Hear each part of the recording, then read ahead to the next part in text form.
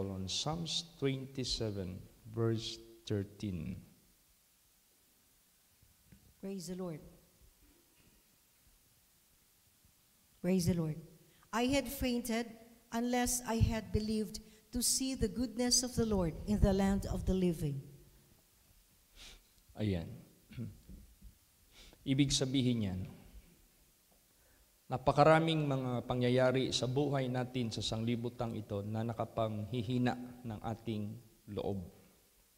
Example, mga problema sa buhay, mga responsibilidad or matatawag nating mga accounts na mga payables. Marami kang mga payables dahil nag-car loan ka, nag-house loan ka, nag-loan ka sa pag-ibig or sa cooperative or whatever, may mga problema kang hinaharap. O kaya nag-aarkila ka ng bahay o ano pa man. Minsan nakakapanghihina dahil ang iyong income ay hindi sapat doon sa iyong pangangailangan na dapat bayaran monthly. Kaya sinabi dito, I had fainted unless I had believed to see the goodness of the Lord in the land of the living. Nanghihina na sana ako. Maliban lang, ako ay naniwala para tingnan ang kabutihan ng Panginoon sa lupa ng mga buhay. So, ano ibig sabihin land of the living? Sino itong land of the living na hindi humihiwalay ang goodness ng Diyos sa kanila? Ano itong land of the living na hindi humihiwalay ang mga mata ng Diyos at ang kamay ng Diyos para tumulong sa kanila? So, ibig sabihin yan, merong land of the living na tinatawag na hindi helpless ang mga tao na iyan. Hindi hopeless. There is God that helping them. There is God that answering their cry or their prayers. At hindi sila binibigo sa kanilang hope. Kaya, meron palang ganun. So, anong dapat gawin? Basa, Psalms 42, verse 5. Praise the Lord. Why art thou cast down, O my soul, and why art thou disquieted in me? Hope thou in God, for I shall yet praise him for the help of his countenance. Yes, there is help of his countenance. There is help out of the presence of God. Bakit ako masyado ng mababa ang aking moral o mababa ang aking nararamdaman? Cast down ka na masyado para bagang sa isip mo patungo ka na talaga sa matatawag nating kataluhan. Why art thou cast down, O my soul? And why art thou disquieted in me? Hope thou in God, for I shall yet praise him for the help of his countenance. So, ibig sabihin yan, maglagay ka ng pag-asa sa Panginoon dahil merong tulong dyan sa kanyang presensya. Ibig sabihin yan, there is help, there is miracle, deliverance in the presence of God. Isipin lang natin paano pinakain ng Diyos yung 5,000. Sa ilan lang pieces na bread and fish. Ilan lang yan. Pero napakain sila lahat, marami pang sobra. Isipin lang natin yung approximately 2 million congregation of Israel who crossed the Red Sea. Paano sila binigyan ng deliverance? Paano sila pinakain doon sa wilderness? Paano yung mga sapatos nila hindi nabulok for 40 years? Paano sila sinustain ng Diyos? Di ba? Isipin lang natin yan. Kaya sa buhay natin, panahon ng mga kahirapan, panahon ng pangangailangan, saan ka pupunta? Basa. Psalms 56 verse 3. Praise the Lord. What time I am afraid, I will trust in thee. Yes, panahon na may mga approaching na maniningil sa iyo, approaching na babayaran mo na o pangangailangan, necessities, whatever.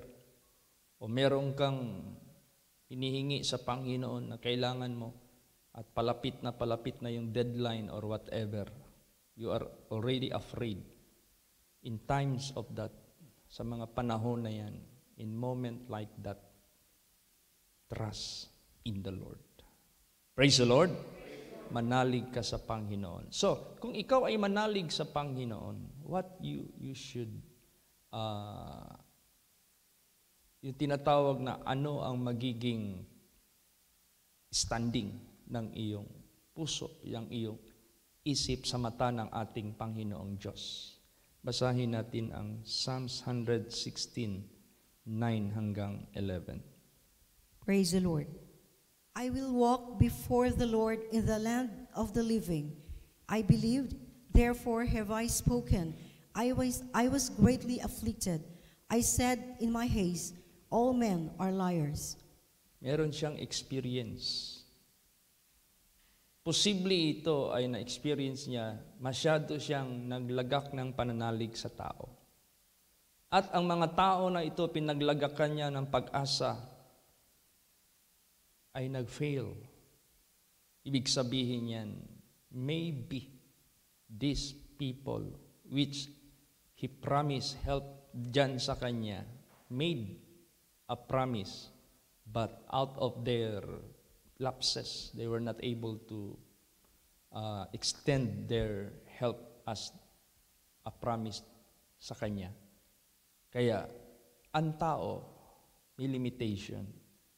Ang tao, meron talagang mga failures. Tao lang yan. Gustuhin niya man, pero hindi niya magawa dahil hindi dumating sa kamay niya na magawa niya. Samantalang ang Diyos, pag dyan ka nag-put ng trust sa Diyos, God can make a way. It seems there is no way.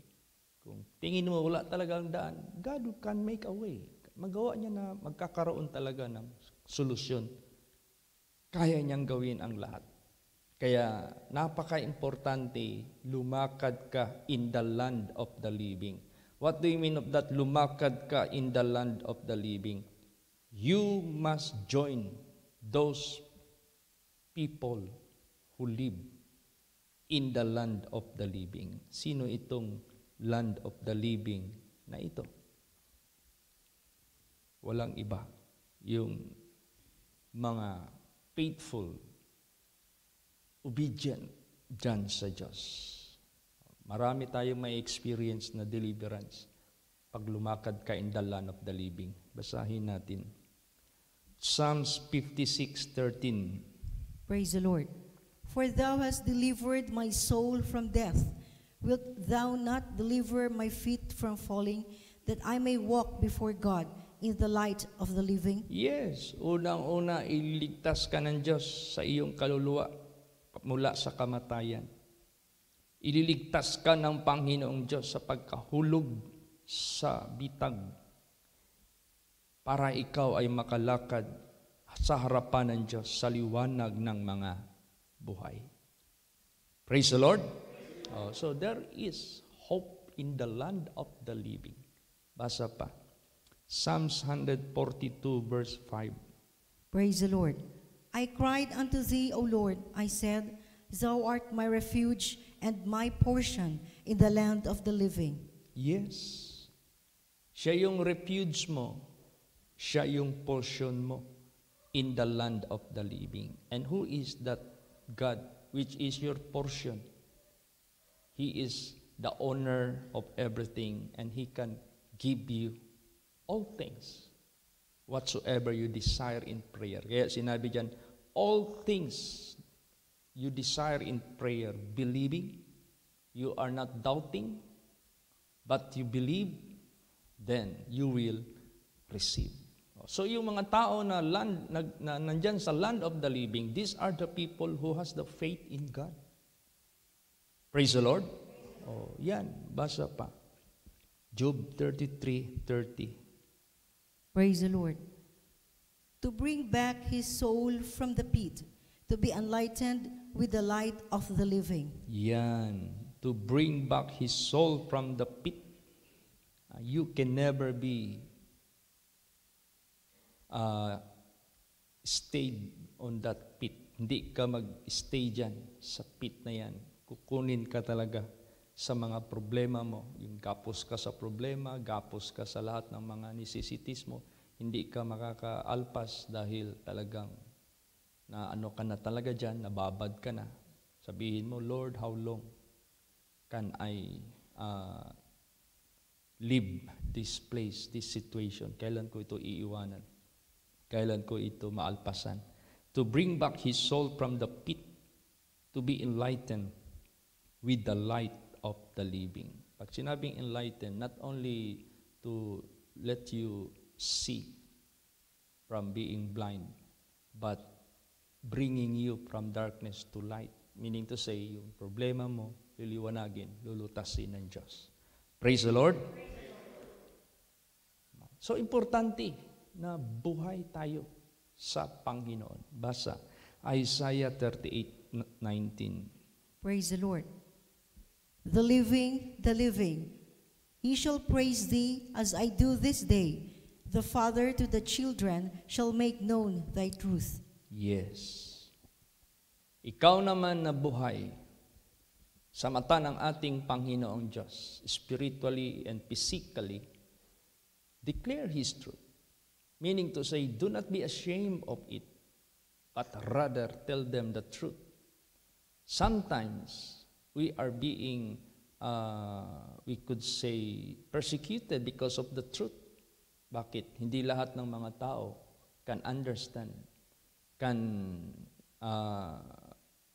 yung bang maintindihan nila ang katotohanan ng Diyos.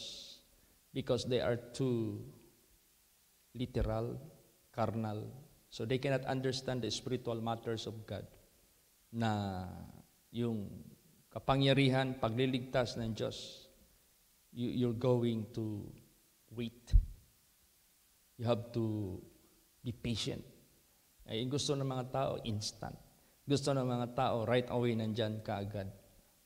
Hindi po.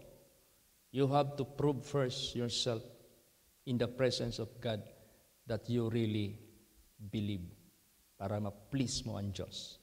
Praise the Lord. Kaya sino itong living na ito? Basa. Matthew 22:32. Praise the Lord. I am the God of Abraham and the God of Isaac and the God of Jacob. God is not the God of the dead, but of the living. Yes.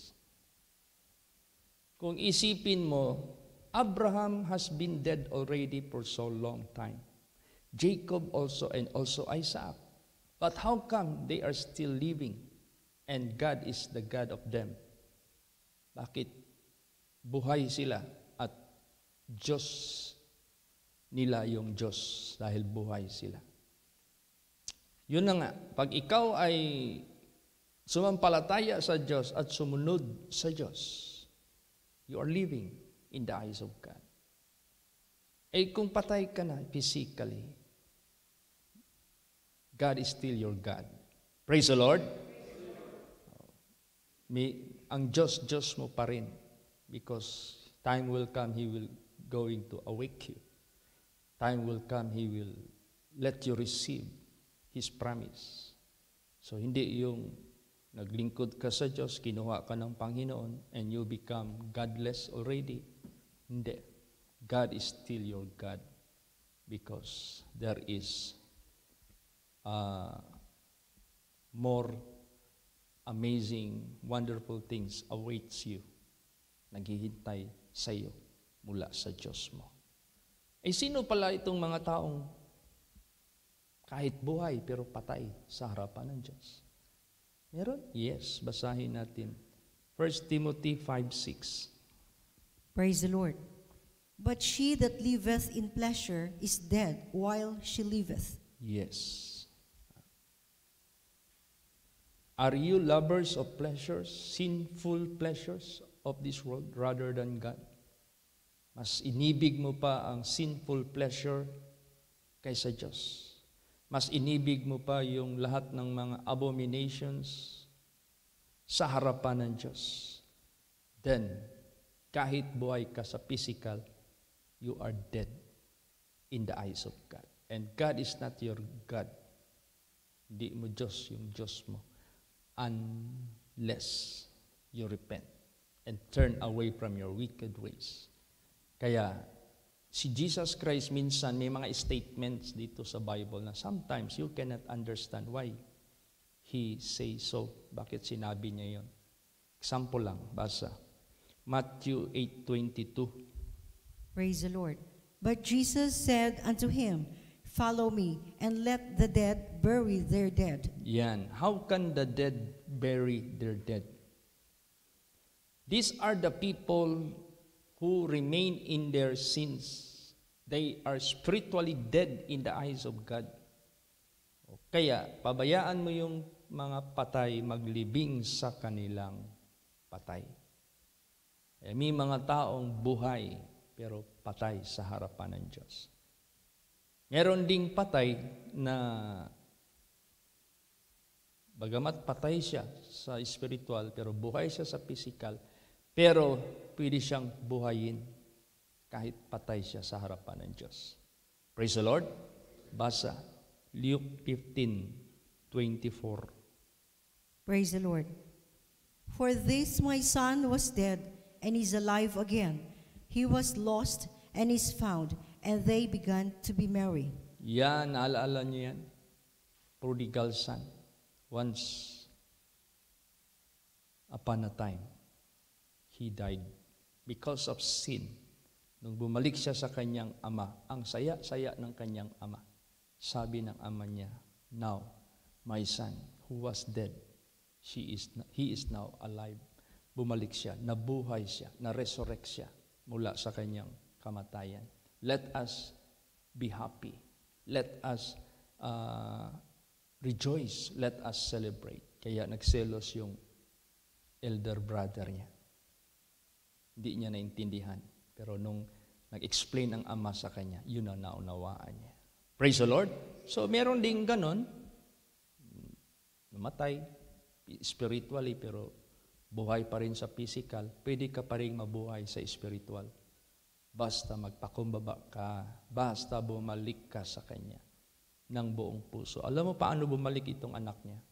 Pa, do not count me as your son, but count me as your servant. Di ba nag-humble siya? Praise the Lord. Huwag mo na akong bilangin anak. Kahit bilangin mo lang ako ng among sa katulong, basta makabalik lang ako sa iyo. O di, tinanggap siya ng ama. Ang saya-saya niya. Kaya kayang-kaya tayong buhayin uli ng Diyos. Kahit patay na tayo because of our trespasses. Basahin natin yan. Ephesians 2 verse 1. Praise the Lord. And you hath He quickened, who are dead in trespasses and sins. See? Ganun. Pwede kanyang buhayin mula sa iyong kamatayan because of your trespasses, because of your sins. Kaya, pag sinabing, I had fainted unless I have seen the goodness of the Lord in the land of the living. Who is this living? Sino itong buhay? Yun yung mga tao na nag-repent at naniwala at sumunod na sa Diyos. Sila yung buhay. Kaya, ganun. Pag ikaw ay nag-alinlangan pa, nandiyan ka pa rin sa kasalanan, ano ang pinaka-ultimate na dapat mong gawin para makasali ka doon sa land of the living, para kung may mga hinaharap ka man sa sanglibutang ito na mga challenges sa buhay mo na maghahatid sa iyo doon sa hukay, meron kang Panginoon na pwede mong refuge at portion mo na magbibigay sa iyo ng deliverance. So anong gagawin mo? You must awake out of sleep. Gumising ka na. Last verse. Ephesians 5:14. Praise the Lord. Wherefore he saith, Awake, thou that sleepest, and arise from the dead, and Christ shall give thee light. Praise the Yan. Lord. Gumising ka mula sa pagkatulog. Gumising ka.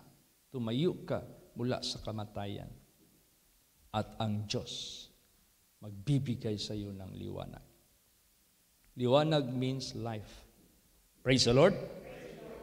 Kaya sa buhay natin, we could face all kind of challenges that would like to bring us to the pit. Yung gusto maghatid sa atin sa hukay. Kaya natin yung sulbarin sa tulong ng ating Panginoong Hesukristo. Huwag kang mawala ng pananampalataya, huwag kang makalimot sumunod sa Kanya para makasama ka sa Diyos sa listahan in the land of the living. Then you can see the goodness of the Lord in the land of the living. Nandyan yung goodness ng Diyos. Deliverance, answer of your prayers, at God will solve your problem not temporarily. God will solve your problem forever and ever. Praise the Lord. Kaya niya lahat yan. Kaya napakadakila ng Diyos. Gusto niya talaga lumakad tayo in the land of the living. Praise the Lord. Magsitayo po ang lahat.